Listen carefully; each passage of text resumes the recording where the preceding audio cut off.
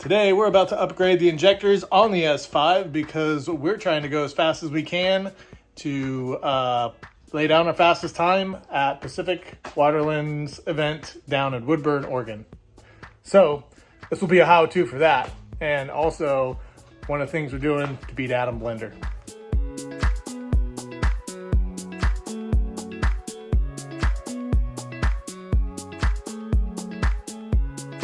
First thing we're going to do is remove the intake. I've already got the shroud off, pulled the bolts out, intake's going to come off, and then we're going to move on to our next step. All right, so we got the intake off, as you can see. Next, we're going to go ahead and remove these wires and the harness over the coils, get this black thing out of here.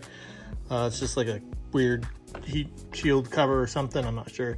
And then the fuel rail is right under there. So we're gonna get out the screws and get that off of there so we can get the injectors out. Okay, in order to get this wiring harness off, first we're just gonna go ahead and remove these from the coil packs. Then this plastic piece right here, you can see is just on two studs with some plastic keepers. You're gonna pull up pretty firmly on this until it comes loose, just like that. And then next we're gonna wanna get down here and remove these ground wires for the coil packs by pulling those bolts out.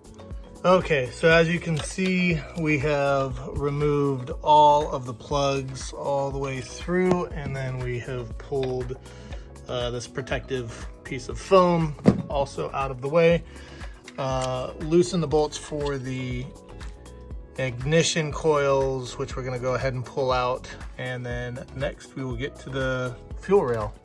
To get to some of the bolts that you're gonna need to remove, I am using a extension on a drill gun. I'll be very careful when I tighten things back up.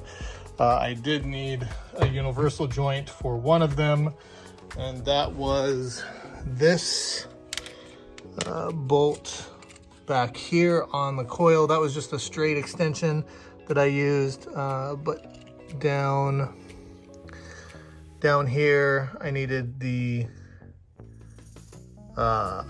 universal joint in order to get to that bolt there. Okay, now so we have removed all of the bolts on the fuel rail except for this one. I've loosened this line as well as the line on the high pressure fuel pump, and loosened this screw down here so that I have enough play in this rigid fuel line to be able to get it out of the way. I'm also going to remove this brass fitting from the fuel rail very carefully. That way I can get to this last bolt here and then pull the fuel rail out. Okay, with the bolts out, I pulled the fuel rail straight off. And again, use a rag here to soak up any fuel that comes out. There'll be a little bit. Then one other thing to mention is you've got this wire from the oxygen sensor going down. You can remove it from this clip just to give yourself some wiggle room. It seats right here, so if you pop that out, you can move this out of the way and pull that out. After that, the injectors just come out. They're easy to swap. You take these little keepers off of the old ones and put them on the new ones, and then you push the new ones in place like I've done here, and the rail goes back on, as well as everything else in reverse order. Well, it's the next day. I had to take a break and go to a barbecue because it was Labor Day. One of the things that happened is while I was trying to get the last two screws on, I actually dropped them and they're down in the belly pan. So I raised the car up. We got the quick jacks, makes it really nice. I'm gonna take the belly pan off, get those two screws out, put that back on the injector and on the fuel rail actually. And then that side should be done and ready to go back together. And then we're gonna start on the driver's side. All right, so we are now working on the injectors to get to them down on the driver's side.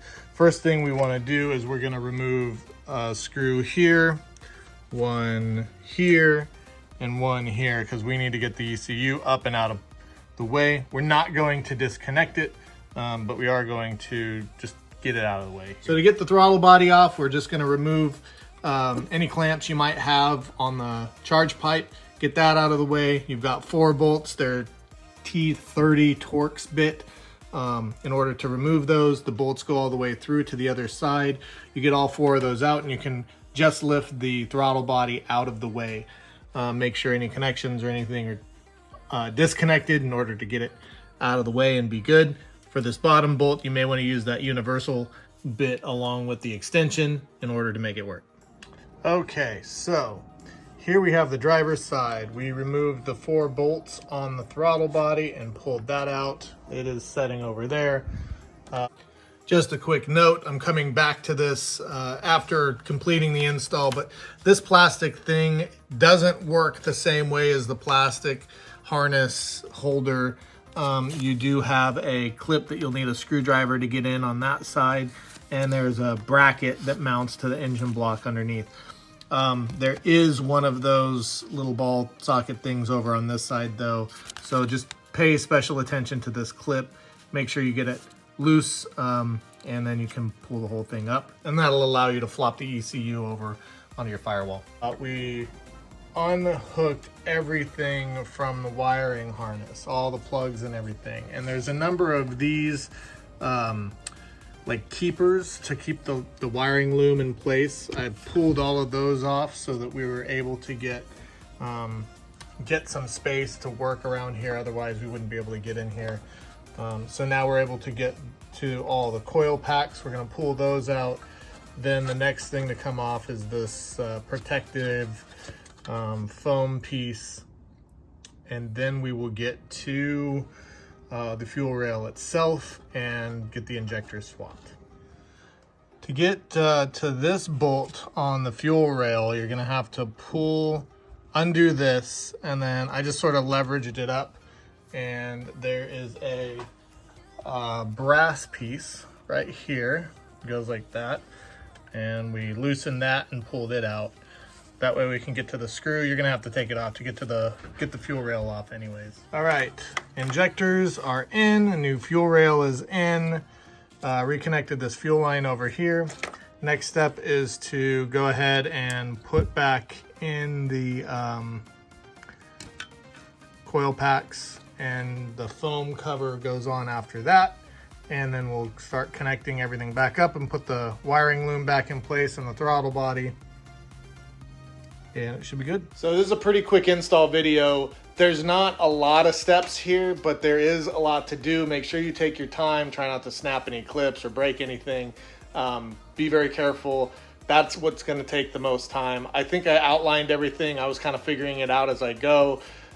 Huge shout out to Matt LaCourte. He sent me a quick video on how he did it, and he had done it a couple of times. So thanks, bud. Also, we're done. We've got the RS injectors. We're ready to go run this thing full tilt on E70.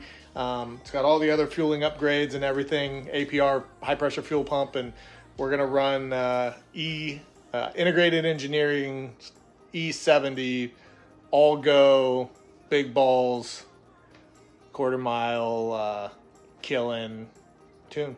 Stage 3 right here, TTE 710. Hope you enjoyed this and found it helpful. If you're not subscribed, please consider doing so. Like the video, hit the notifications bell so you know we got more. I'm going to be uploading a few videos. We do have that video on the Pacific Waterland show that we're going to on Sunday. We're going to race Adam Blender. It's going to be fun. Stick with us.